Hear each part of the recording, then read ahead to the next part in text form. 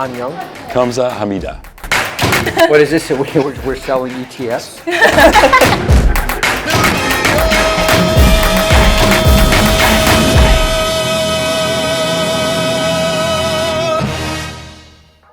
여러분 안녕하세요. 오늘은 아주 스페셜한 영상을 준비했습니다. 저희가 미국 테크 기업을 방문해서 인터뷰를 해보는 거는 처음인데요. 저희가 팔란티어의 CEO를 모시고 인터뷰를 진행해볼 예정입니다. 많은 분들이 관심을 가지고 계실 법한 그런 기업이라고 생각이 되는데요. 오늘 인터뷰를 한번 들으시면 팔란티어가 이런 기업이고 앞으로 이렇게 발전하겠구나라는 것을 이해하실 수 있을 겁니다. 그러면 바로 인터뷰로 진행해볼게요. So, it's good to see you back. Good to be here. Thank you for having me.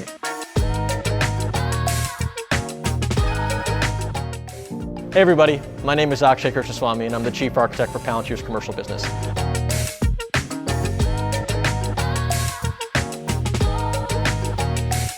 Palantir often talks about building the AI-enabled enterprise. So what differentiates Palantir's AI tech compared to other AI software companies? It's a very good question. I think a lot of it comes from our approach with forward deployed engineering, where when you want to transform an organization through AI, it's not simply introducing a chatbot or one simple service.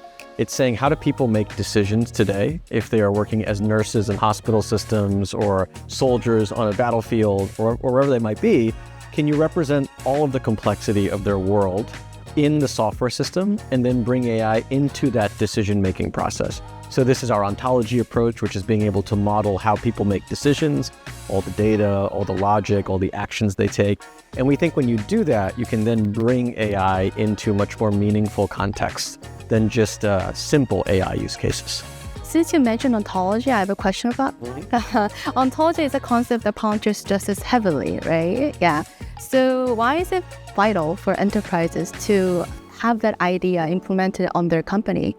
Yeah, it's a great question. And, we've oftentimes people make fun of us. They say you've used this term ontology for so long. Even in English, it's not a very easy word to understand, it is, right? Yeah. And it actually goes all the way back to the philosopher Aristotle, right? And so it's actually an interesting term. It basically just means like view of the world or model of the world. And so when we first built the ontology, first version of the ontology, it's been built and evolved many times for our initial government use cases. It was because you wanted a shared world of the trucks, the shipments, the soldiers, the enemies, the potential routes you could take that was shared among teammates, right? And it was very hard to have a shared picture when data was siloed across many different environments and tools. And so just for human users, an ontology is useful because it gives you this shared context. But for AI agents, if they're going to help you and work with you in different contexts, they also need the shared world as well, right? So I think we've all talked to LLMs or tried chatting with different AI tools and they can hallucinate. They can just kind of say random things. If you want them to work on your problems with you, they need to have some common model of the world that you also share. And so the ontology is that common model. It is the connective bridge between the AI and the human users. And when you have that shared understanding, you can actually learn and do more advanced things over time together. Okay, great. I hope the Korean investors understood the term ontology. We'll keep trying. I think it takes, even at Palantir, it takes, using it, seeing examples of it, it takes time to fully understand it, I think, which is understandable. So could you explain the core design philosophy behind it? Yeah. Since you're the chief architect? For sure. And I think, I'm just, of course, one small part of a much bigger puzzle here with everybody. But I think the key thing is that we've always thought about two things when it comes to design. One is always think in terms of being able to service the outcome and think backwards from the outcome or the use case, not forwards from the data. And what that means is we have to always be trying to build the entire tool chain you need to be able to solve the problem. And so taking accountability for that, I think, is quite different than companies that are just trying to build very specific pieces of software to solve very specific problems and say that's our business. So for a long time, I think people thought Palantir was very weird because we're saying, why are you doing it in this way where you're in the field? It looks like it involves services and these engineers that have to go and do things that are strange and not what they planned on doing. But I think that's what allows us to find the secrets, as we call them, for what you actually have to build. And so we always are still trying to be as deployed into the field with our customers as possible to understand what are the challenges that actually have to be solved that are not clear when you're far away. And that informs how we work together. And so it's still very much a company where the field is the most important source of signal. It's not people sitting in California kind of like thinking by themselves. It's not people sitting in this office. It's who in the world is telling you what is true. And I think that's always been our North Star when it comes to product development. Wow. I never knew the true philosophy behind it. Well, because it's never like talked on the news or anything. I think so. Well, I will, maybe I'll give a plug. There's some good books out there now by Dr. Karp about Dr. Karp that go into some of this in more detail. But yeah, I think it also is something that for us, if I'm being honest, like it developed over time, right? The philosophy had one version when we were small, but as we've had to grow and do more things, we've had to think about how does that philosophy, core principles are the same, but how does it grow with us, right? I think it's really fortunate for us to listen to the answer directly from the CAO. Yeah, because you spent 13 years with the company, right? Yeah, I joke that I don't know if I'm employable anywhere else because, I'm just a Palantirian through and through, right? Namu, from your point of view as a portfolio manager, why do you think that Korean investors are so interested in Palantir compared to other stocks? Well, when Korean investors invest in U.S. equities, the two main aspects of the company that they look at is the growth in revenue and the technological moat that the company has. And I think Palantir checked both of the boxes. So in terms of revenue, Palantir has been showing a great success or growth in revenue. So for each quarter, I think Palantir is starting to generate more than $1 billion. If you compare that for 2 years ago, it has been growing twofolds, which is remarkable.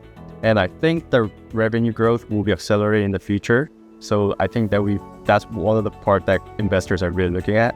But when we break down the revenue, I think the commercial side of Palantir has been growing more rapidly, and that is making Korean investors more excited when they invest in Palantir. But I think the revenue growth comes from the technological edge that the Palantir offers. So I think the Korean investors are buying into that ontology-based AI software solution that the Palantir offers. And with this technological edge that Palantir has over the competitors, this technological edge will be, will make Palantir more successful in the future as well. I couldn't agree more with that. Yeah. So do you have any questions? In what areas can Palantir help Korean companies specifically? Yeah, I think that, so I will just say, I think my opinion is that outside of America, I think Korea might be the most exciting area that we have in the globe for Palantir, because it's very mission oriented, of course, on the defense side and intelligence side, but also the nature of the problems are very serious, right? Korea, I think, is very focused on big, important industries, building ships, building telecommunications networks, building the next generation of vehicles and semiconductor capabilities. And so I think that Korea could take a leading position in the world in defining what does it look like to take all these important industries and have an AI-enabled, AI-forward version of them, right? I think Korea already has been, amazing and competitive with the rest of the world, but I think there's a chance now for them to pull ahead and to say, this is how you build the next version of the shipbuilding company, or you build the next version of the telecommunications company. And I think every time I'm in Korea, I'm really amazed by how ambitious people are and how driven they are to really make meaningful change. Okay, that was really a good answer. That's what I felt when you explained all the ontology project to us when you visited Korea. It was really, I couldn't really forget about the ontology architect and your love for it. That's what I kind of felt. I appreciate that. Not everybody enjoys hearing me talk about it. So I like that you guys... I didn't understand it fully, to be honest. Yeah, but it was really interesting. Yeah. And I think as you guys get to know us better, hopefully we'll learn from each other more and more. I just want to say I appreciate the time. Again, it was great to meet you both in Korea.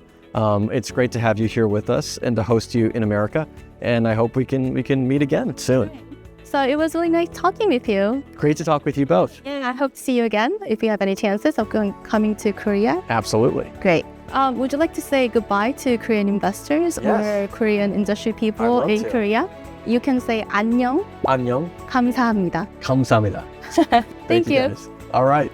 감사합니다. 감사합니다. 감사합니다. Thank you. Thank you guys.